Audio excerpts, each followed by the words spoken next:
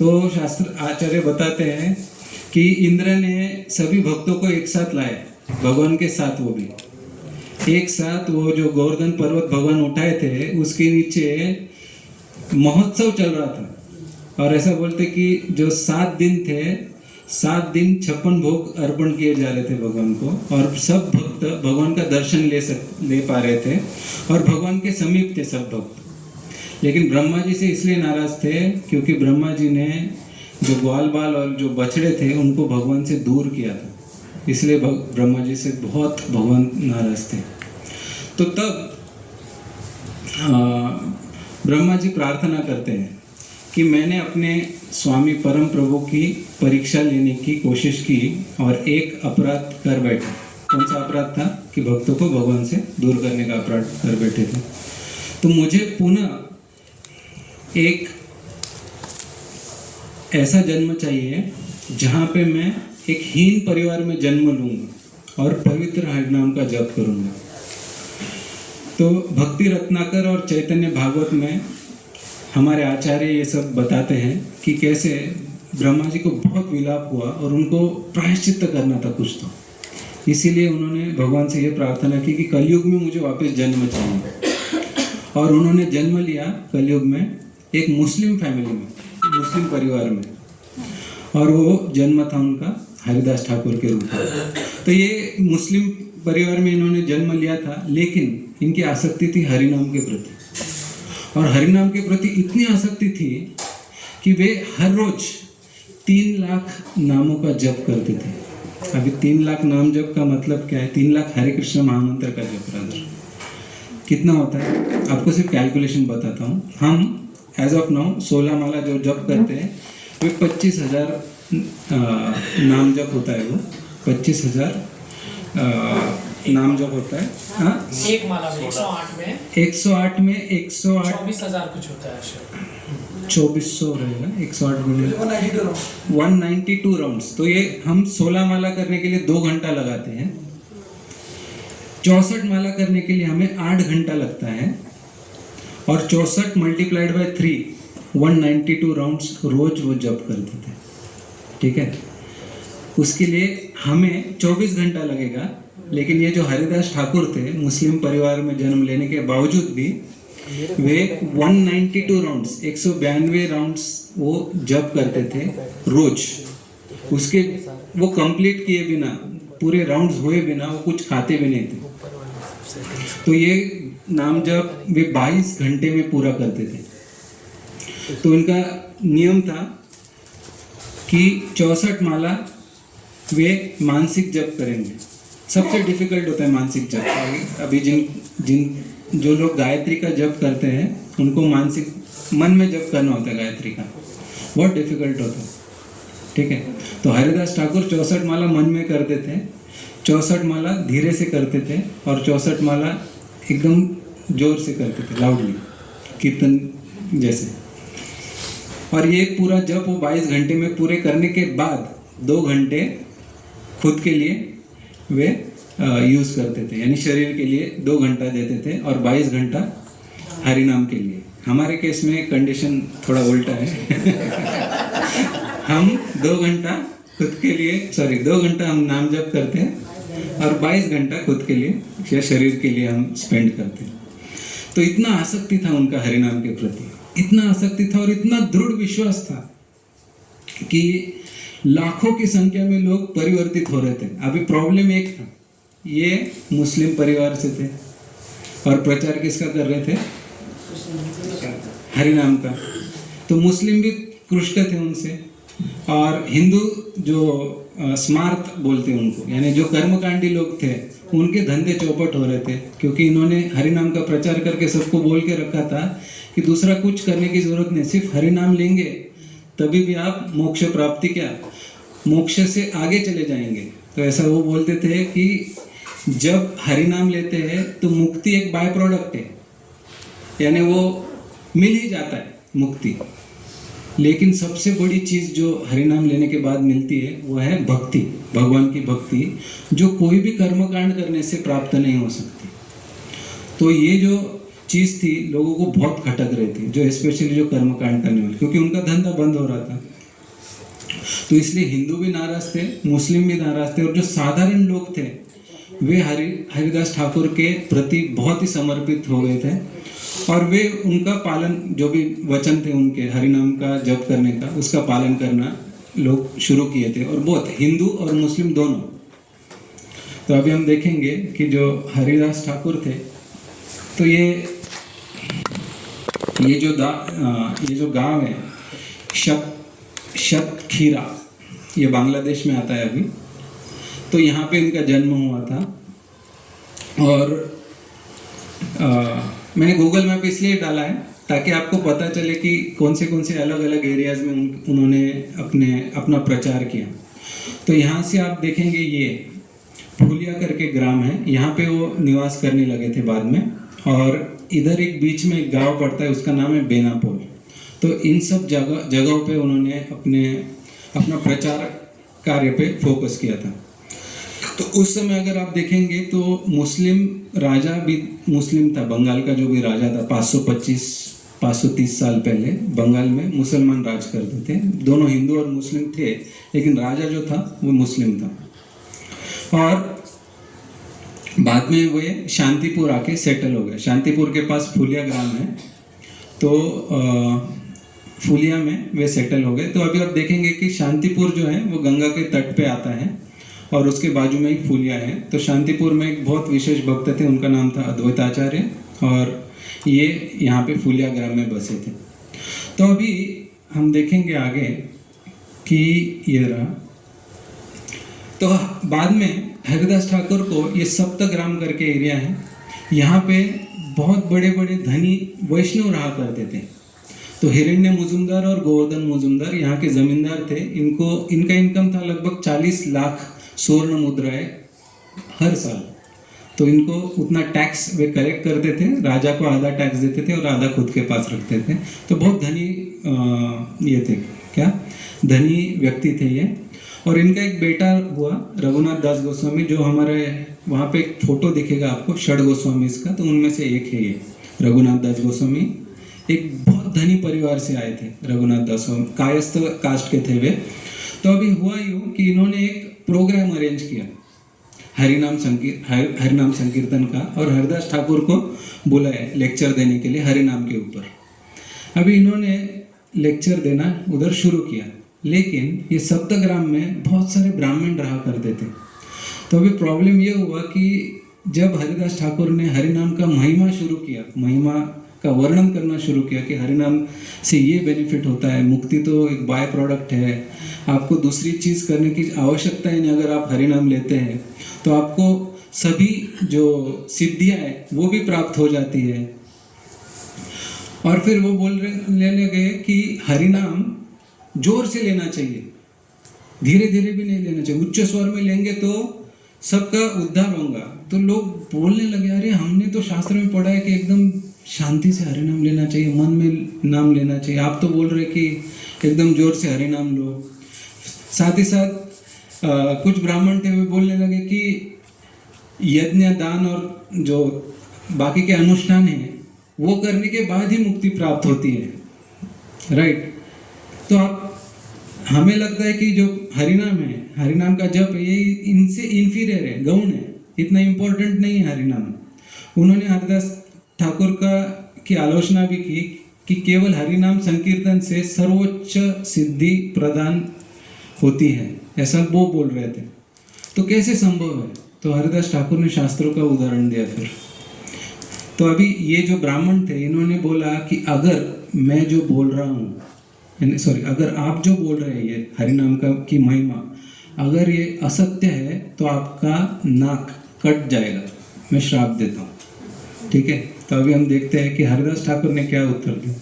तो उन्होंने उत्तर दिया कि पवित्र कृष्ण नाम जो है, अभिन्नत्वम नाम नामिनो, कृष्ण और उनके नाम में कोई अंतर नहीं। हम बोलते हैं ना वाटर वाटर वाटर, पानी पानी पानी बोलेंगे तो प्यास नहीं बुझने वाली, हमें पानी पीना ही पड़ेगा, राइट। लेकिन हम अगर भगवान का नाम लेते हैं, हरे कृष्णा कृष्णा कृष्णा हरे हरे, हरे राम राम राम हरे हरे। तो हम साक्षात भगवान का ही संग करते हैं, उससे अभिन्न है। भगवान और उनके नाम में कोई अंतर नहीं। गोविंद हरि कृष्ण जैसे नाम स्वयं भगवान से अभिन्न है। उन्होंने समझा कि नाम जप से मुक्ति मिलती है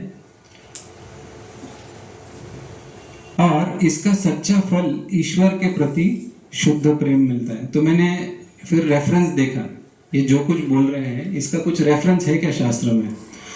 तो देखा मैंने कि भागवत पुराण में ये वर्णन किया गया है कि कलेर दोष निधे राजन अस्ति एको महान गुणा कीर्तनात् एव कृष्णस्य मुक्त संग परमव्रजेत। तो आप देखेंगे यहाँ पे कि कीर्तनात् एव कृष्णस्य, एव शब्द यूज किया है, यानी दूसरी चीज करने की जरूरत ही नहीं। मुक्त संग परमव्रजेत, आप परम गति प्राप्त कर लेंगे अगर सिर्फ कृष्ण का नाम जप करते तो ये सब उनको सहन ही नहीं हो रहा था। जो वैदिक कर्मकांडी लोग थे उनको ये हजम ही नहीं हो रहा था। उन्होंने वापस शास्त्र को कोट कर दिया। उन्होंने पद्म पुराण से कोट किया कि नाम संकीर्तनम विष्णु सर्व पाप प्रणाशनम, सिर्फ हरि नाम लेने से सभी पाप नष्ट हो जाते हैं। अभी उनको तो कर्मकांड करने के बाद उन्होंने प्रचार किया था ना अपने पब्लिक को कि कर्मकांड करोगे, अनुष्ठान करोगे तो ही आप अपने पाप से मुक्ति मिलेगी आपको। लेकिन यहाँ हरिदास ठाकुर बोले थे सिर्फ नाम जप से सब मुक्ति मिल जाती है। तो ये उनको हजम नहीं हो रहा था। फिर हम देखेंगे कि पद्म पुराण में यह बोला है कि नाम चिंतामणि कृष्ण चैतन्य रस विग्रह पूर्ण शुद्धो नित्य मुक्तो अभिन्नत्वम नाम नामिनो। अभिन्नत्वम यानी भिन्न नहीं, कौन? नाम और नामी, यानी कृष्ण और उनका नाम इन एक ही है। तो अभी ये भी यानी उनका शास्त्र का अध्ययन भी बहुत सटीक था और उनका जो वर्तन है या जो कार्य है वो भी एकदम परफेक्ट भक्त कैसे होना चाहिए ये वो दिखा रहे थे।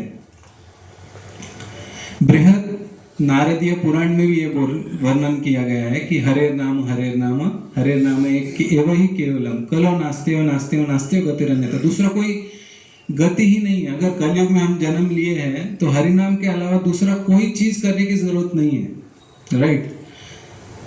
तो इसीलिए हम हर बार अगर आप देखेंगे पूरे 2-3 साल में एक चीज हम फोकस कर रहे हैं, हर बार एक ही चीज आपको करने के लिए बोल रहे हैं अपनी ओर से, और वो है हरि नाम।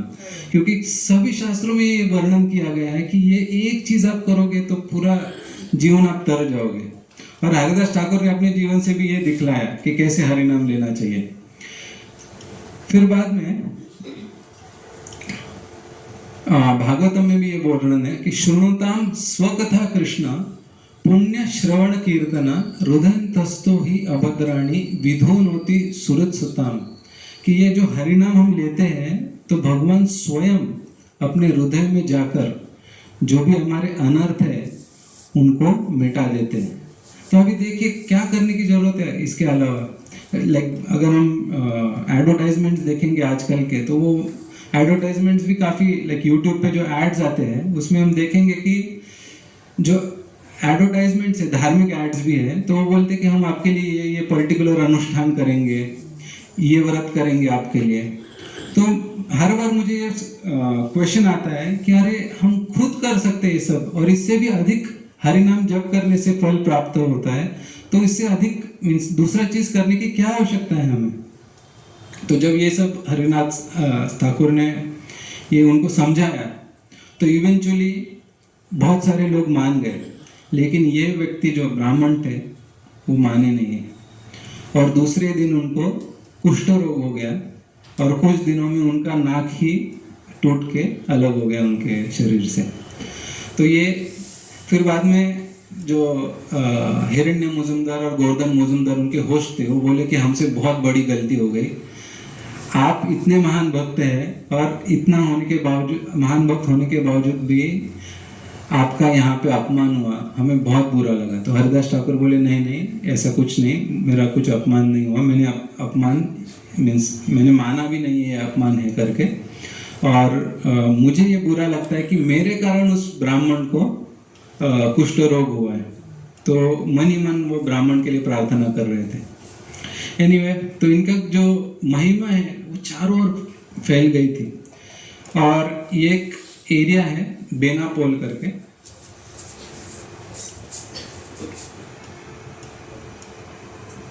तो ये बेनापोल में एक हरिदास ठाकुर एक बार आए थे। तो अभी ये भी बांग्लादेश में है, बेनापोल, ये शतखीरा बेनापोल, और उधर शांतिपुर करके है। तो जो बेनापोल है, यहाँ पे एक बहुत बड़ा जमींदार रहता था, उसका नाम था रामचंद्र खान। और ये जो रामचंद्र खान था, इसको बहुत ईर्ष्या होने लगी हरिदास ठाकुर के प्रति, क्योंकि उससे भी ज़्यादा फेमस हरिदास ठाकुर थे। तो अभी उन्होंने एक प्लान रचा कि हरिदास ठाकुर का अभी हम पतन कर देंगे। और उन्होंने एक वेश्या को बुलाया, उसका नाम था लक्ष्य हीरा, और उसको बोले कि आप इसके साथ संग करो, और जब संग करते वक्त हमारे लोग आके, जो गार्ड्स हैं वो आके पकड़ेंगे और हरिदास ठाकुर की हम निंदा कर देंगे। तो प्लान हुआ, तो ये रहा। तो यहाँ पे हम देखते हैं कि विश्वामित्र मुनि जो थे, उन्होंने भी बहुत तपस्या की, राइट।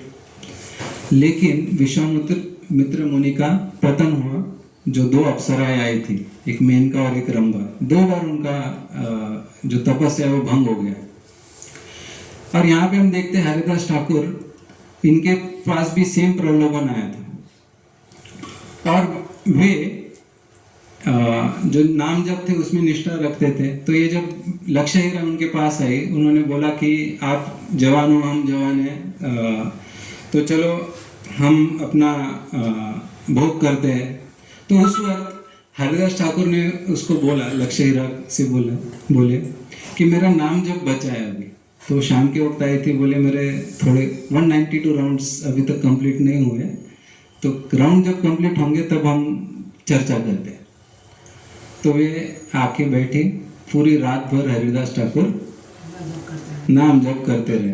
तो एक चीज़ उसने अच्छे की, वो वैश्य ने, कि हरिदास ठाकुर तुलसी के सामने बैठकर, समीप बैठकर नाम जप किया करते थे, और एकदम ध्यानपूर्वक नाम जप करते थे। तो वो लक्ष्य हीरा जो थी वो आई, उसने तुलसी की प्रदक्षिणा लगाई और तुलसी के समीप बैठ गई, और फिर रात भर वो नाम जप जो चल रहा था वो सुनते बैठे, और वो सो गई कभी तो भी। और फिर बाद में सुबह होने के बाद वो वापस चली गई। फिर वो रामचंद्र खान ने बुलाया लक्ष्य हीरा, क्या हुआ? तो वो बोले नहीं, उन्होंने मुझे प्रॉमिस किया है कि कल आप आओगे, आपका सब इच्छाएं पूरी करेंगे। तो वापस दूसरे दिन लक्ष्य हीरा आती है, और सेम चीज़ होती है। हरिदास ठाकुर बोलते हैं कि मेरा नाम जप बचा है, और नाम जप होने के बाद डेफिनेटली मैं आपको संतुष्ट करूँगा। एनीवे, वो दूसरे दिन भी वैसा ही होता है, तीसरे दिन भी होता है, चौथे दिन वैसा ही होता है। लेकिन ये 4 दिनों में ये जो लक्ष्य हीरा होती है, इसने हरिनाम सुना रहता है हरिदास ठाकुर के मुख से। चौथे दिन तक उसका पूरा परिवर्तन हो जाता है, और चौथे दिन जब चौथी शाम को वो जब आती है हरिदास ठाकुर के पास, तो तुरंत उनके चरणों में गिर जाती है और बोलती है कि मेरा जो उद्देश्य था वो कुछ गलत था, और आपका पतन करने के लिए मैं यहाँ पे आई थी। लेकिन आपके मुख से जब मैंने हरिनाम सुना तो मेरे हृदय में परिवर्तन हुआ, और इवेंचुअली मुझे अभी इच्छा हो रही कि आपकी मैं एक शिष्या बन जाऊँ और आपसे हरिनाम दीक्षा ले लूँ। तो यानी उसको ज़्यादा प्रचार करने की ज़रूरत ही नहीं पड़ी, इतना शुद्ध नाम हरिदास ठाकुर ले रहे थे। तो इवेंचुअली उन्होंने उनको बोले हरिदास ठाकुर कि जिस दिन रामचंद्र खान ने आपको बुलाए थे, मुझे उसी दिन पता चल गया था कि आप किस उद्देश्य से आए हो। मेरे पास जिस दिन आए आप, उसी दिन पता चला था आपका क्या उद्देश्य था, और मैं उसी दिन यहाँ से निकल जाने वाला था बेनापोल से। लेकिन आपके उद्धार के लिए मैं यहाँ पे बना रहा। और इवेंचुअली उन्होंने उससे 3 इंस्ट्रक्शंस दिए। उन्होंने कहा कि आपने जो भी पाप से ये जो संपत्ति अर्जित की है, इसका पूरा दान कर दीजिए। फिर उन्होंने बोला मैं जिस कुटिया में रह रहा हूँ, उस कुटिया में आप रहकर हरिनाम का जाप कीजिए और तुलसी की पूजा कीजिए। तो इवेंचुअली अभी कोई रहता, किसी का जो प्रोफेशन है, उन्होंने उनको बोला कि आप पूरा प्रोफेशन छोड़ दो, आपने पैसे जो भी कमाए उनको भी छोड़ दो, राइट, उनका दान कर दो, प्रोफेशन छोड़ दो और यहाँ पे बैठ के हरि नाम लो। और ये भी बोले कि आपको अपने खाने पीने की चिंता भी करने की आवश्यकता नहीं है। तो हुआ यूं कि जब लोगों ने सुना कि अरे हरिदास ठाकुर के कारण ये वैश्या का परिवर्तन हो गया और अभी वो संत बन गई है, तो उसका दर्शन करने के लिए सभी लोग आए। और जब भी दर्शन करने के लिए आते हैं तो लोग खाली हाथ तो नहीं आने वाले, उन्होंने भर भर के खाना या अलग अलग सामग्रियाँ उनको गिफ्ट करने के लिए लाए। और इवेंचुअली उनका वहाँ पे फूड फॉर लाइफ प्रोग्राम भी चालू हो गया, यानी उन्होंने उनका सिर्फ खुद का तो अर्जन नहीं हुआ, यानी खुद का जो भी आवश्यकताएं थी वो पूरी नहीं हुई, उन्होंने वो सबको दान करना शुरू कर दिया। तो हम देखते हैं कि हरिनाम में अगर हमारा फेथ या विश्वास रहेगा तो क्या होगा, हमारी सभी जो आवश्यकताएं हैं भगवान पूरी कर देंगे। तो एनीवे हरिदास ठाकुर यहाँ से फिर आगे चले गए और वे गए शांतिपुर में। अभी शांतिपुर में एक बहुत विशेष भक्त थे, उनका नाम था अद्वैत आचार्य। ये ब्राह्मण परिवार से थे और इन्होंने, तो अभी हम देखेंगे कि ये अभी पितृपक्ष शुरू होने वाला है, राइट, हो गया शुरू आज से, आज पूर्णिमा है, राइट, पूर्णिमा से होता है। ओके। तो पितृपक्ष में श्राद्ध अर्पण करते हैं और श्राद्ध देने के बाद जो वरिष्ठ लोग हैं उनको पहले उनका मान सम्मान करते हैं, उनको घर पे बुलाते हैं और उनको पहला पात्र अर्पण किया जाता है। तो ये जो थे अद्वैत आचार्य ऐसा बोलते हैं कि इनके कारण भगवान कलयुग में अवतरित हुए। इन्होंने प्रार्थना की, ये महाविष्णु और शिव जी का कंबाइंड इनकारनेशन बोला है चैतन्य चरितामृत में। तो इन्होंने प्रार्थना की, तब जाके चैतन्य महाप्रभु अवतरित हुए, कृष्ण अवतरित हुए चैतन्य महाप्रभु के रूप में। तो ये बहुत विशेष भक्त है। तो अभी हमने सुना कि हरिदास ठाकुर ने बहुत प्रवचन दिया था पहले, और फिर वो ब्राह्मण लोगों को बुरा लगा था उनके हरिनाम की महिमा सुनकर। तो ये अद्वैत आचार्य ने भी सुना था कि ऐसा ऐसा हुआ है, तो उनको दिखाना था कि हरिदास ठाकुर मेरे से भी श्रेष्ठ है। इसीलिए उन्होंने तर्पण के बाद, यानी जो क्या होता है, कौन सा महीना, हाँ, उसको क्या बोलते हैं, नहीं एक पर्टिकुलर वर्ड है, ये अर्पण किया जाता है, पिंडदान या पूर्वजों के लिए जो भी पूजा अर्चना है वो उन्होंने उन्होंने ये सब व्रत किया, अनुष्ठान रखा, और साथ ही साथ सभी ब्राह्मणों को बुलाए, हरिदास ठाकुर को भी बुलाए उसमें, और जो मान का जो पात्र रहता है, यानी पहला जो ऑफरिंग रहता है वो दिया हरिदास ठाकुर, यानी पहला जो मान पात्र था हरिदास ठाकुर को दिया। और सभी लोग चौंक पड़े। फिर बाद में उधर उन्होंने बोले कि ये सबसे महान व्यक्ति है, हमारे जो समुदाय है अभी जो सब एकत्रित हुए इनमें से सबसे महान है, क्योंकि ये भगवान को बहुत बहुत प्रिय है। तो ऐसे थे ये हरिदास ठाकुर। अभी ये सब होने के बाद हरिदास ठाकुर वापस अपने ग्राम में चले जाते हैं। तो अभी आप देखेंगे एक चीज पर्टिकुलर कि अगर कोई व्यक्ति भगवान का भक्त बनता है तो ये जात पात का कोई, हमारे जो वैष्णव संप्रदाय है इसमें कोई भी इम्पोर्टेंस नहीं रहता। तो ऐसा बोला जाता है कि किबा विप्र किबा न्यासी शूद्र के न होए, यही कृष्ण तत्ववेत्ता से ही गुरु होए। तो अगर कोई व्यक्ति किसी हीन परिवार से भी आता है, लेकिन अगर वह कृष्ण भक्त है, उसको कृष्ण तत्व पता है, तो वह व्यक्ति भी गुरु बनने के लायक होता है। तो अद्वैत आचार्य ने यह दिखा दिया अपने वर्तन से कि जो वैष्णव रहता है वह किसी भी फैमिली से आए, मुस्लिम परिवार से भी आएगा, अगर वह शुद्ध भक्त है तो उसको उतना रिस्पेक्ट देना चाहिए। हम ये लीला, एक लीला होती भागवत में एक वर्णन है अम्बरीश महाराज की एक लीला है जहाँ पे अम्बरीश महाराज स्वयं एक क्षत्रिय थे और उनके घर उन्होंने लगभग 50 दिनों तक उपवास रखा और 50वें दिन जब वो उपवास तोड़ने वाले थे यानी कुछ ग्रहण करने वाले थे उसी समय दुर्वासा मुनि उधर आए और अम्बरीश महाराज तो भगवान के शुद्ध भक्त हैं और दुर्वासा मुनि एक तपस्वी है। तो जब दुर्वासा मुनि उधर आए उन्होंने देखा कि अम्बरीश महाराज ने उनको आदरातिथ्य किया और आदरातिथ्य करने के बाद ब्राह्मणों की सलाह से उन्होंने थोड़ा जल अपना उपवास तोड़ने के लिए ग्रहण किया। तो उससे दुर्वासा मुनि क्रुद्ध हो गए और ये पूरे यानी एकदम वरिष्ठ योगी थे यानी एकदम हाईएस्ट सब सिद्धियां प्राप्त थे उनको। तो उन्होंने फिर क्या किया उस वक्त दुर्वासा मुनि ने श्राप नहीं दिया, उन्होंने अपनी जटाओं से एक असुर प्रकट किया और उस असुर को बोला कि ये अम्बरीश महाराज ने मेरा अपमान किया है। क्यों?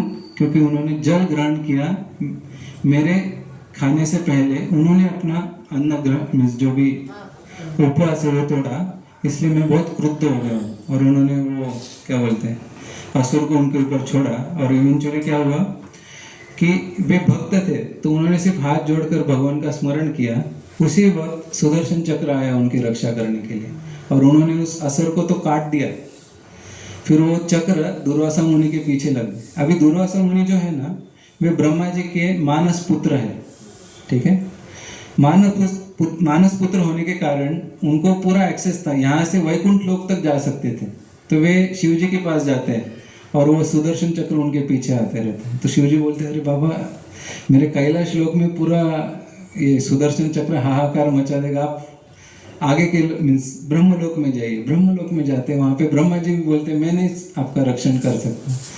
दुर्वासा मुनि जाते हैं कहाँ पे? वैकुंठ लोक में, और वहाँ पे जाकर भगवान विष्णु के चरणों में पड़ते हैं, बोलते कि ये सुदर्शन चक्र मेरे पीछे लगाए, कृपया इससे मुझे बचाइए। और होता क्या है, भगवान विष्णु बोलते हैं मैं भी आपको बचा नहीं सकता क्योंकि वो चक्र मेरे अधीन नहीं रहा। अभी वो चक्र मेरे भक्तों के अधीन है। वो जो अम्बरीश महाराज है जिनके प्रति आपने अपराध किया है उनसे जाकर आप क्षमा मांगिए, तब ये चक्र शांत हो जाएगा। और फिर बाद में दुर्वासा मुनि का मान सम्मान चूर चूर हो जाता है और वो आके अम्बरीश महाराज से माफ़ी मांगते हैं और इवेंचुअली वो चक्र उनको कुछ नहीं करते। लेकिन हम यहाँ पे देखते हैं कि अगर कोई भगवान का भक्त भी होता है तो उसमें सारी शक्तियाँ यानी प्रकट करने की शक्ति वो रखता है वो भक्ता। यहाँ पे हम देखते हैं कि हरिदास ठाकुर अभी ये जहाँ पे रह रहे थे फुलिया ग्राम में, तो फुलिया ग्राम में वही प्रॉब्लम हुआ कि हिंदू लोगों ने जाके कंप्लेंट किया कि बोले कि ये हमारे धर्म का प्रचार कर रहा है और ये मुस्लिम होने के बावजूद भी हमारे धर्म का प्रचार कर रहा है। तो वहाँ के जो भी रूलर थे उन्होंने हरिदास ठाकुर को बुलाया और बोले कि अरे अभी वो मुस्लिम रूलर थे तो उन्होंने बोला कि अरे क्या कर रहे हो, ये हिंदू धर्म का प्रचार छोड़कर आप मुस्लिम धर्म का प्रचार करो, हम भी आपको मदद करेंगे। तो हरिदास ठाकुर बोले नहीं नहीं ऐसा नहीं हो सकता। तो फिर उनके जो काजी था उन्होंने बोला ये खुद को संत समझता है, तो हम आज देखेंगे ये कैसा बड़ा संत है। तो उन्होंने बोला कि इसको जाके 22 बाजार पेट यानी हाट बोलते हैं उनको बंगाली में, तो 22 हाट में जाके उसको हंटर से उसकी पिटाई करो और अगर ये जिंदा रहता है तो हम समझेंगे कि ये पीर है। उनकी भाषा में संत है, संत को वो पीर बोलते हैं। तो ये खुद को इतना, तो हरिदास ठाकुर बोले कि मेरे शरीर का कि 1000 टुकड़े भी कर दोगे ना, हर एक टुकड़े में से आपको हरिनाम ही मिलेगा।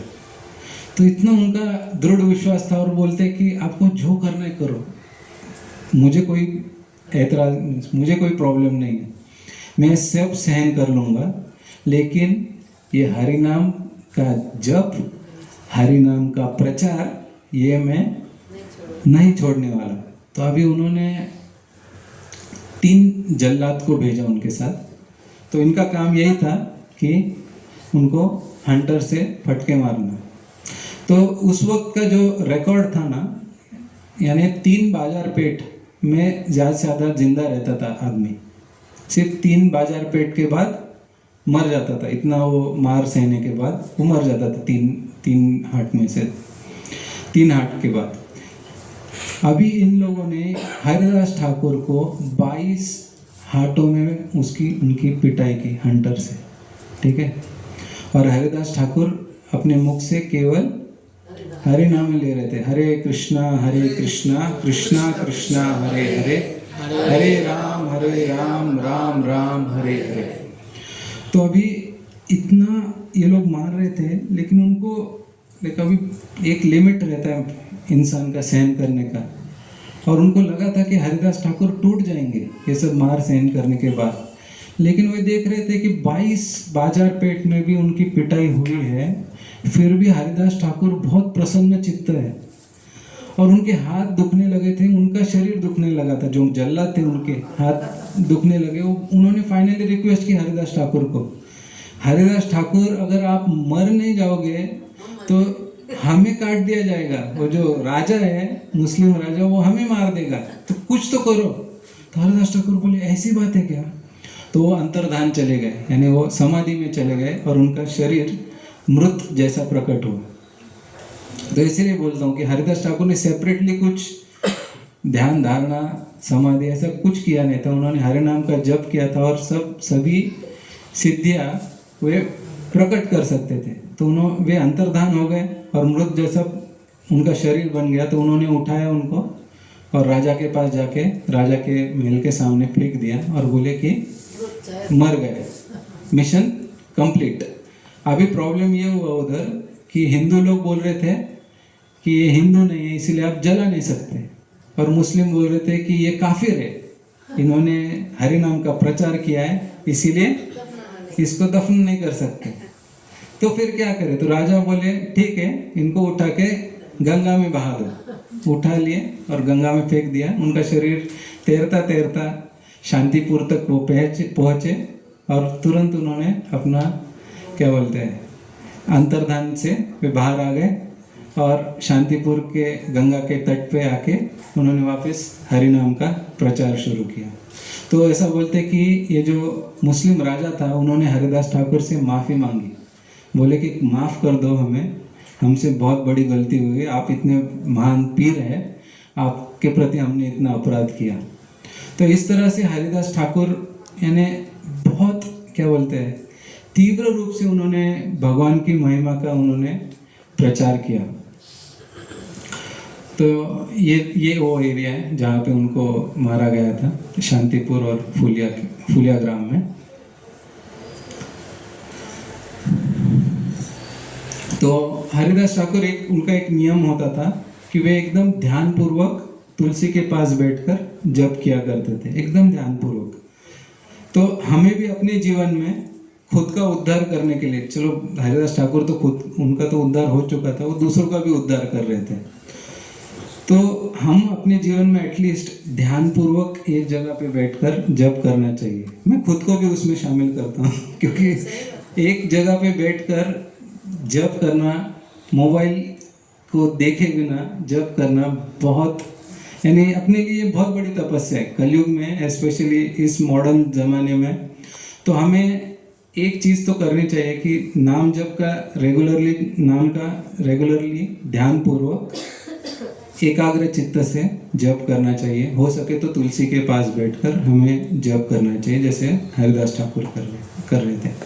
तो अभी यहाँ पे शांतिपुर में एक जगह है जहाँ पे ना ज़मीन के अंदर एक गुफा बनी थी। तो हरिदास ठाकुर को एकांत में जाकर जप करने की बहुत इच्छा होती थी, तो वो इस गुफा में जाके उन्होंने जप करना शुरू कर दिया। और बहुत सारे भक्त उनका दर्शन लेने के लिए आया करते थे। लेकिन उस गुफा में एक बहुत बड़ा सर्प भी रहता था। तो उसके जो नाग है उसके जहर के कारण एक पर्टिकुलर स्मेल आ रहा था, इतना बड़ा नाग था वो कि उसके फन में जो जहर था उससे धुआं वेपर्स निकल रहे थे। और कुछ लोगों ने वो जांच करके पता लगाया कि ये नाग है, और वे जाके हरिदास ठाकुर को बोले कि आप जहाँ पे रह रहे हो ना वहाँ पे बहुत विशालकाय नाग सर्प रह रहा है और उसके कारण हम यहाँ पे आपके दर्शन के लिए नहीं आ पा रहे हैं। तो हरदास ठाकुर ने बोला अरे ऐसा प्रॉब्लम है। तो उन्होंने सिर्फ बोला कि अरे सर्प अगर आप यहाँ पे रह रहे हो आपके कारण प्रॉब्लम्स हो रहा है, आप कृपया यहाँ से चले जाइए, नहीं तो मैं ही कल यहाँ से चला जाऊँगा। तो उसी क्षण वह सर्प वहाँ से निकल के यानी उस जो गुफा थी उसमें से बाहर आके वहाँ से वे चले गए। तो यानी हम देख सकते हैं कि हरिदास ठाकुर के नाम जप का प्रभाव इवन सर्प योनि पे भी पड़ रहा था। तो एक बार यहीं पे यानी फुलिया ग्राम में ही एक ब्राह्मण आके बोले कि अरे क्यों इतना जोर जोर से जप कर रहे हो, धीरे से करना चाहिए, शांति से करेंगे तो अच्छा होता है। आपको ये सब फीडबैक भी मिला होगा आपके फ्रेंड्स के द्वारा कि ये जो इस्कॉन के लोग हैं बहुत हल्ला गुल्ला मचाते हैं, बहुत नाचते गाते हैं और पागल जैसा नृत्य करते हैं और हरिनाम लेते हैं। हरिनाम एकदम मन में लेना चाहिए। तो हरिदास ठाकुर ने उनको उस ब्राह्मण को बोले कि जब अगर हम हरिनाम एकदम मन में लेते हैं तो अपना खुद का ही उद्धार होगा, लेकिन हम जब जोर से लेंगे तब दूसरों का उद्धार होगा।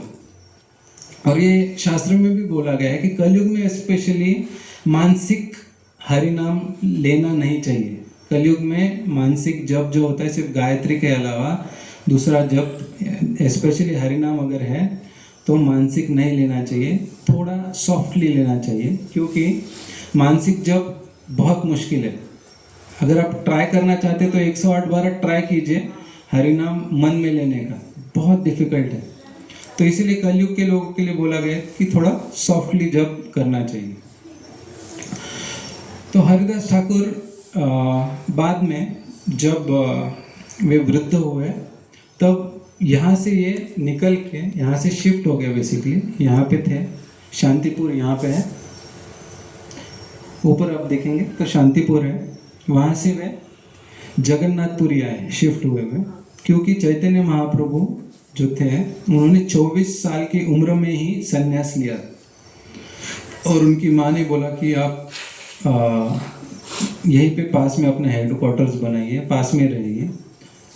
तो उन्होंने डिसाइड किया कि मैं जगन्नाथपुरी शिफ्ट हो जाऊंगा। तो नवद्वीप आप अगर देखेंगे वहाँ पे शांतिपुर के पास में नवद्वीप है, वहाँ से वे शिफ्ट हुए यहाँ पे जगन्नाथपुरी में। तो हरिदास ठाकुर भी आए जगन्नाथपुरी। और आप अगर जगन्नाथपुरी, आप में से कौन कौन गया है? ओके। तो जगन्नाथपुरी में बहुत स्ट्रिक्ट रूल्स हैं मंदिर में। आप अगर आप अगर हिंदू धर्म के नहीं रहेंगे ना तो एंट्री नहीं है उसमें, उस मंदिर में।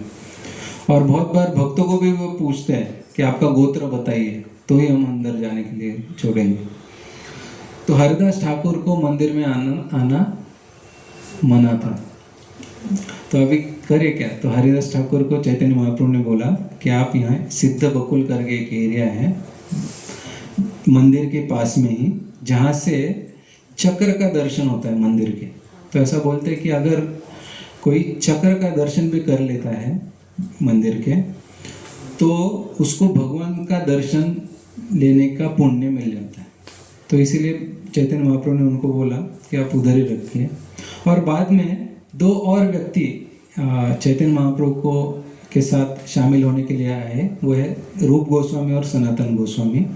तो ये दोनों प्राइम मिनिस्टर और होम मिनिस्टर थे नवाब हुसैन शाह की गवर्नमेंट में, यानी बंगाल के जो राजा थे उनके प्राइम मिनिस्टर और होम मिनिस्टर थे वे। तो उनको चैतन्य महाप्रभु के, और वे converted Hindus means converted Muslims थे, क्योंकि वे लोग ब्राह्मण परिवार में जन्म लिए थे लेकिन मुसलमान की सेवा कर रहे थे, मुसलमान के यहाँ पे काम कर रहे थे, इसलिए हिंदू समाज ने उनका बहिष्कार कर दिया था और उनका नाम पड़ा था दबीर खास और साकार मलिक ऐसे। लेकिन वो अंदर से शुद्ध भक्त थे भगवान के, ठीक है। और वो भागवत कथा वगैरह फुल फोर्स में चल रहा था। उनका जो घर है अभी भी है उधर बंगाल साइड में, तो उनके घर में उन्होंने वृंदावन बना के रखा था। उनके घर में भागवत कथा रोज चलती थी, ठीक है। तो भले उनको उनका बहिष्कार किया गया था, लेकिन उन्होंने भक्ति छोड़ी नहीं थी। और बाद में उन्होंने ऐसी अरेंजमेंट की जिससे वे वो सब जो जॉब था उनका उन्होंने वो छोड़ दिया और वे चैतन्य महाप्रभु के पास आए। और चैतन्य महाप्रभु ने फिर बाद में इन तीनों को एक साथ उधर सिद्ध बकुल के यहाँ पे रहने के लिए बोला। हरिदास ठाकुर, रूप गोस्वामी और सनातन गोस्वामी, तो वे तीन यहाँ पे रह रहे थे। और इनको अभी ये तीनों मुस्लिम बैकग्राउंड था इनका, राइट। एक तो बहिष्कृत थे और एक मुस्लिम परिवार में जन्म लिए थे। इन तीनों को जगन्नाथ जी के मंदिर में आना वर्जित था, तो वे मंदिर के पास में भी जाते नहीं थे, उधर ही रहते थे, उनका हरिनाम वगैरह लेते थे। बाद में चैतन्य महाप्रभु ने ये रूप गोस्वामी और सनातन गोस्वामी को दिल्ली साइड भेज दिया। बोले कि वृंदावन अभी तक किसी को पता नहीं, इनफैक्ट 500 साल पहले इतने आक्रमण हो चुके थे नॉर्थ इंडिया में कि वृंदावन का अस्तित्व, वृंदावन के बारे में जो जानकारी है किसी को नहीं थी। तो चैतन्य महाप्रभु ने उनको उधर डिप्लॉय किया, नॉर्थ में जाके वृंदावन के जो भी प्राचीन मंदिर है, प्राचीन विग्रह है, उनको आप खोज के निकालिए। तो ये जो षड गोस्वामी है उनका बहुत बड़ा योगदान है वृंदावन के पुनरुत्थान के लिए। चैतन्य महाप्रभु वृंदावन गए थे, लेकिन उन्होंने राधा कुंड और श्याम कुंड ये दोनों खोज के निकाले। बाकी जो उद्धार का, जो जीर्णोद्धार का काम है, ये उन गोस्वामियों ने किया और उनके शिष्यों ने किया। तो आज हम अगर वृंदावन जाते हैं तो उनकी देन है, जिसके कारण हम सब मंदिर देख सकते हैं। एनीवे, तो यहाँ पे चैतन्य महाप्रभु एक दिन सुबह आए हरिदास ठाकुर के पास और उन्होंने देखा कि हरिदास ठाकुर जो है वे नाम जप कर रहे हैं, लेकिन धूप में बैठकर नाम जप कर रहे हैं। इन छाव वगैरह उधर सिद्ध बकुल के एरिया में कुछ में भी झोपड़ी वगैरह होंगी, बट बहुत धूप थी। तो चैतन्य महाप्रभु को लगा कि मुझे हरिदास ठाकुर की कुछ सेवा करनी चाहिए। तो चैतन्य महाप्रभु जब आए तब उन्होंने एक दातुन लाए थे भगवान। अभी जो डीटी वर्शिप करते हैं या जिनको पता है पंचरात्र की विधि के बारे में, तो हम भगवान को एक व्यक्ति के समान ही ट्रीट करते हैं। भगवान को 6 बार भोग अर्पण किया जाता है मंदिर में। ऑफकोर्स घर में 2 या 3 बार, जितनी बार हम अन्न ग्रहण करते हैं उतनी बार हम भगवान को भोग चढ़ाते हैं। लेकिन मंदिर में 6 बार भोग अर्पण होता है और सुबह भगवान को दातुन भी अर्पण होता है, टूथब्रश भगवान को अर्पण होता है और उनका मुख प्रक्षालन भी होता है। तो चैतन्य महाप्रभु जब जगन्नाथ मंदिर में जाते हैं एक सुबह, तो वे वो दातुन लेके आते हैं हरिदास ठाकुर के लिए। और हरिदास ठाकुर के पास आके बोलते हैं कि हरिदास, मुझे बहुत बुरा लग रहा है कि आप इतनी धूप में हरिनाम लेते हो।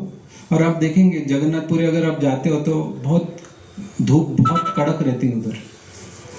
तो उनको बहुत बुरा लग रहा था। तो चैतन्य महाप्रभु ने वो दातुन उधर जमीन में रो दिया और तुरंत उसमें से एक बकुल का वृक्ष उधर प्रकट हुआ और उसने उस हरिदास ठाकुर को छांव दी। आज भी वो बकुल का वृक्ष उधर है, अभी भी है, और वहीं पे हरिदास ठाकुर बैठकर वे नाम जप किया करते थे। एक थोड़ा पीछे हम जाते हैं कि शांतिपुर और नवद्वीप में जब चैतन्य महाप्रभु प्रकट हुए थे तब उन्होंने हरिदास ठाकुर को एक दिन बुलाया और उन्होंने बोला हरिदास ठाकुर को, हरिदास तुम्हें याद है तुम्हें 22 बाजार पेट में फटके लगे थे, फटके मारे गए थे, चाबुक से आपको मारा गया था और तुम हरिनाम ही ले रहे थे और तुम्हें दर्द नहीं हो रहा था, क्या तुम्हें वो इंसिडेंट याद है? तो अभी वहाँ पे चैतन्य महाप्रभु मौजूद नहीं थे, अभी वो स्वयं भगवान है। तो हरिदास ठाकुर बोले, यस हाँ भगवान, मुझे याद है कि आपने मीन्स ऐसा ऐसा मेरे साथ हुआ था और वो मुसलमान ने मुझे वो शिक्षा दी थी। तो चैतन्य महाप्रभु ने बोला, उस दिन जब आपको ये शिक्षा मिली थी तब मैंने अपना स्वयं का शरीर आपके ऊपर न्यौछावर कर दिया था और आपको कुछ भी मार नहीं पड़ी थी, सारी मार मैंने सहन कर ली थी। आपको यकीन नहीं आता तो उन्होंने अपना पीठ दिखाया और सारे जो हंटर के जो भी फटके हैं चैतन्य महाप्रभु के पीठ के ऊपर उनका जो निशान था वो प्रकट हुआ। और हरिदास ठाकुर ने जब ये देखा तब तुरंत बेहोश पड़ गए और बोले, चैतन्य महाप्रभु मैं सबसे हीन तुच्छ प्राणी हूँ, उसके लिए आपने इतना सब किया। यानी वो रोने लगे उधर ही, और वो बोले कि आप सचमुच महावदन्याय हो, यानी आप बहुत ही बड़े क्या बोलते हैं, एकदम कृपालु अवतार हो, और मीन्स मैं बहुत ही क्या बोलते हैं हीन हूँ, दीन पतित हूँ, और आपने मेरा उद्धार किया है। तो हाँ, महाप्रकाश लीला श्रीवास आंगन में। तो चैतन्य महाप्रभु ने दिखा, जनरली सभी अवतार में भगवान अपना ऐश्वर्य दिखाते हैं, लेकिन चैतन्य महाप्रभु के अवतार में उन्होंने अपना ऐश्वर्य, उनको बोलते हैं छन्न अवतार, यानी पर्पसली कवर्ड रखा, और सिर्फ कुछ गिने चुने व्यक्तियों को ही उन्होंने अपना जो ऐश्वर्य है वो दिखाया। तो वो श्रीवास आंगन करके एक जगह है जहाँ पे सब भक्त एकत्रित होते थे और हरिनाम लेते थे, वहाँ पे उन्होंने दिखाया। तो इतना प्रेम चैतन्य महाप्रभु हरिदास ठाकुर से करते थे। तो अभी हुआ यूँ कि हरिदास ठाकुर वृद्ध हो गए कुछ सालों बाद, और वृद्ध होने के बाद वे अपना जो लक्ष्य है 192 राउंड्स का वे पूरा नहीं कर पा रहे थे। तो एक दिन चैतन्य महाप्रभु आए उनका दर्शन लेने के लिए। तो अभी देखिए एक विशेष चीज़ यहाँ पे हो रही थी कि चैतन्य महाप्रभु स्वयं कृष्ण है, राइट, वही जगन्नाथ है जो जगन्नाथ मंदिर में है। तो अभी हरिदास ठाकुर मंदिर में नहीं जा पा रहे थे, लेकिन जगन्नाथ स्वयं उनको चैतन्य महाप्रभु के रूप में दर्शन देने के लिए आ रहे थे। तो इतने विशेष भक्त थे, उनके लिए रोज महाप्रसाद लेके आते थे चैतन्य महाप्रभु। तो उन्होंने देखा कि हरिदास ठाकुर थोड़े बीमार लग रहे हैं। तो उन्होंने पूछा हरिदास ठाकुर को कि हरिदास कैसे हो, हाउ आर यू? तो हरिदास ठाकुर ने क्या उत्तर दिया होगा, मेरा शरीर तो ठीक है, लेकिन मेरा मन ठीक नहीं है, क्योंकि मैं एक 192 राउंड्स नहीं कर पा रहा हूँ। अभी तब तक वो हरिदास यानी चैतन्य महाप्रभु ने डिक्लेयर ही कर दिया था कि आप नामाचार्य हो, नामाचार्य हरिदास ठाकुर। अभी हरिदास ठाकुर का नाम अगर आप कहीं भी पढ़ोगे तो वो नामाचार्य हरिदास ठाकुर करके प्रसिद्ध है। तो चैतन्य महाप्रभु ने उनको ख्याति दी थी ये नामाचार्य की। तो वे 192 राउंड्स नहीं हो रहे इसीलिए दुखी थे। तो वैसे ही हमारे लाइफ में अगर हमारा 4 राउंड्स या 16 राउंड्स जो भी है अगर नहीं होता है तो हमें अस्वस्थ लगना चाहिए। जब तक हरि नाम नहीं होता तब तक अस्वस्थ होना चाहिए हमें। तो वे बोले चैतन्य महाप्रभु से, तो हरिदास ठाकुर बोले चैतन्य महाप्रभु को कि महाप्रभु मुझे ऐसा लग रहा है कि जल्दी आप अपनी लीलाएं खत्म करने वाले हो, इसीलिए मैं बीमार पड़ा हूँ, और फिर मुझे 3 वर आप दीजिए। कौन से वर? आपकी लीला अंत होने से पहले मैं ये शरीर मुझे छोड़ना है, मुझे आपका जो अंत्य लीला है या आप जिस तरह से शरीर छोड़ोगे नहीं देखना है मुझे। दूसरी बात, जब भी मैं ये अपना शरीर छोड़ूंगा तो मुझे आप मेरे सामने चाहिए। कौन सा अवस्था हो? जब प्राण तन से निकले।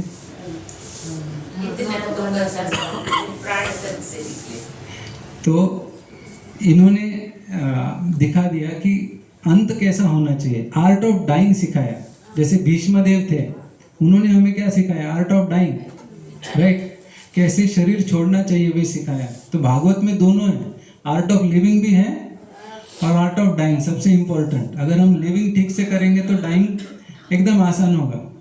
तो उन्होंने दूसरा वर मांगा चैतन्य महाप्रभु से कि जब मैं शरीर छोड़ूंगा आपकी हाजिरी चाहिए, आप मेरे सामने होने चाहिए। और तीसरा, जब मैं शरीर छोड़ूंगा तब मेरे मुख से श्री कृष्ण चैतन्य यही नाम निकलना चाहिए। और फिर दूसरे ही दिन हरिदास ठाकुर अपने प्राण छोड़ने ही वाले थे, तब चैतन्य महाप्रभु सुबह के वक्त उधर आए और उन्होंने हरिदास ठाकुर के सामने उनका दर्शन देते हुए हरिदास ठाकुर ने अपना शरीर छोड़ा। और शरीर छोड़ते वक्त उन्होंने बोला, श्री कृष्ण चैतन्य, बोलिए। तो ऐसे स्थिति में उन्होंने अपना शरीर छोड़ा। ये कल के दिन हुआ है, ये पूरा पास्ट टाइम। तो अभी चैतन्य महाप्रभु ने उनका शरीर उठाए और अब आप देखेंगे जो जगन्नाथपुरी का जो समुद्र जो भी ओशन है सी समुद्र है वहाँ पे, तो वहाँ पे उनको उठा के उनके शरीर को लेके गए और उधर उनको नहलाए और फिर एक समाधि उधर बनाए। तो आज भी वो समाधि उधर है। आप जब भी जगन्नाथपुरी जाएंगे तो ये हरिदास ठाकुर की समाधि का दर्शन करने आप ज़रूर जाइए, वो समुद्र किनारे पे ही है।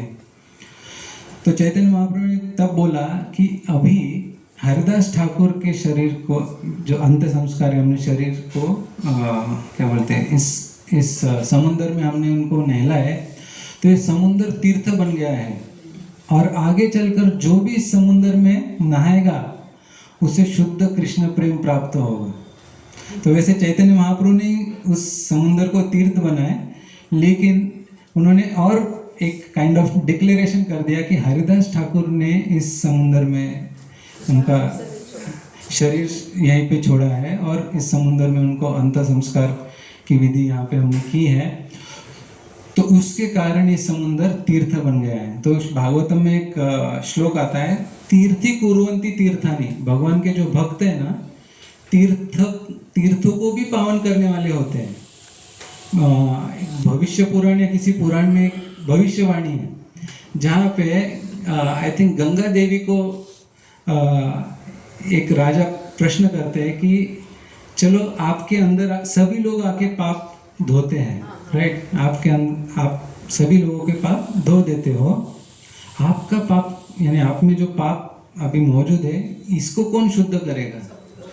तो गंगा देवी बोलती है कि भविष्य में कलयुग में एक ऐसा व्यक्ति आएगा जो 108 मंदिरों की स्थापना करने वाला है, वह जब आके स्नान करेगा तब मैं सब पापों से मुक्त हो जाऊंगी। एनीवे, तो चैतन्य महाप्रभु ये दिखा रहा है कि भक्तों में इतनी शक्ति होती है कि वे तीर्थों को भी पावन करते हैं। और जस्ट एंड में हम देखते हैं कि हम क्या सीखते हैं हरिदास ठाकुर के जीवन से।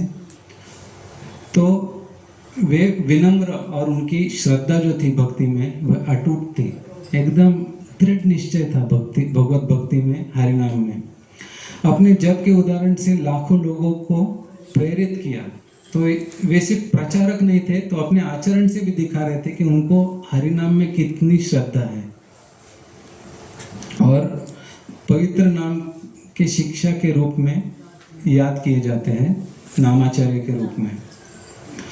तो आज के दिन हम जो भी चीज़ें ऐसा बोलते हैं कि जिन चीज़ों के बारे में हम श्रवण करते हैं ना, वही गुण हम में प्रकट होना शुरू होते हैं। तो आज हम प्रार्थना कर सकते हैं हरिदास ठाकुर के जीवन या हरिदास ठाकुर से हम प्रार्थना कर सकते हैं कि हमें भी हरिनाम में उतनी ही अटूट श्रद्धा मिले, हम हरिनाम में उतना हम निष्ठा रखें और नियमित रूप से एकदम हरिनाम का हम ध्यान पूर्वक जप करें। हरे कृष्णा कृष्णा कृष्णा हरे हरे, हरे राम राम हरे हरे। श्रील हरिदास ठाकुर की जय। कोई प्रश्न? वो 108 मंदिर किसने ये किए जो 108 मंदिर स्थापन करे? श्रील प्रभु। मुझे preaching with Nityanand Prabhu Navdeep, Haridas Thakur preaching with Nityanand, या वो कवर नहीं किया मैंने, लेकिन उन्होंने बहुत सारे लोगों का उद्धार किया। एक ऐसे ब्राह्मण थे जो मांसाहार करते थे, मांसाहार इन सेंस गौ मांस खाते थे, उनका भी हरिदास ठाकुर और नित्यानंद प्रभु ने जाके उनका भी उद्धार किया। बहुत ही पावरफुल भक्त थे। Any question? गुड क्वेश्चन ना। मैंने वो पर्पसली सस्पेंस रखा था। क्वेश्चन तो नहीं, बहुत जानकारी मिली, अच्छा अच्छा लगा। और थोड़ा चैतन्य लेने का महाप्रभु भी थे मन होता है, कुछ या फिर ग्रहण करें।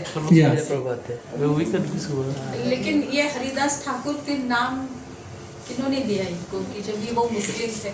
नहीं, उन्होंने पहले नाम जब शुरू किया तो इनके हिस्ट्री के बारे में ज़्यादा जानकारी नहीं है, सिर्फ इनके जन्म स्थान के बारे में पता है किस दिन में या कौन से दिन उनका जन्म हुआ था ये भी पता नहीं है, लेकिन वे क्या बोलते हैं, हरिनाम में बहुत श्रद्धा थी उनकी। 3 लाख नाम जप रोज करते थे। वैसे महापुरुष का तो अगले जन्म का इतनी पुण्य होती है ना, इसीलिए हाँ, तो मैंने स्टार्ट में वही बताया कि उनका रेफरेंस आता है ब्रह्मा जी से। तो ब्रह्मा जी को प्रायश्चित करना था, इसलिए एक हीन परिवार में उन्होंने जन्म लिया। स्वयं हाँ, स्वयं इच्छा से। तो ये उनका प्रायश्चित था ब्रह्मा जी का। ब्रह्मा जी के स्वरूप है। यस, ब्रह्मा जी स्वयं थे। मुस्लिम से ज्यादा हीन। तो एक चीज मैं बताना भूल ही गया। हमारे नासिक में एक ऐसे ही व्यक्ति की बहुत पूजा होती है, ठीक है, लेकिन अगर हम उनका चरित्र और हरिदास ठाकुर का चरित्र, दोनों मुस्लिम है। अभी नाम आप समझ लो कि किसके बारे में। नासिक के पास में ही है। मुंबई से बहुत सारे लोग जाते हैं, सुपरस्टार्स भी जाते हैं उधर ही फिल्म रिलीज होने से पहले। लेकिन अगर आप जीवन चरित्र देखेंगे तो सबसे क्या बोलते हैं इम्पोर्टेंट कौन है दोनों में से, तो हरिदास ठाकुर है, जिन्होंने खुद का ही उद्धार किया और दूसरों का भी उद्धार किया। सिर्फ खुद का ही नहीं किया, दूसरों का भी किया और लाखों करोड़ों लोगों का किया। तो ऐसे मुस्लिम की भी पूजा करनी है तो हरिदास ठाकुर की होनी चाहिए पूजा, राइट। तो ये लोगों को धर्म के बारे में पता ही नहीं है, इसीलिए वे किसी भी एरे गेरे नत्थु खेरे की जाके पूजा करते हैं। लेकिन यहाँ पे जब हम तत्व समझते हैं तो हमें पता चलेगा कि किसकी पूजा वास्तविक रूप से हमें करनी चाहिए और भगवान के भक्त कैसे होते हैं, जो तीर्थों को भी पुण्य करते हैं या तीर्थों को भी पावन करते हैं। चलो, हरे कृष्ण।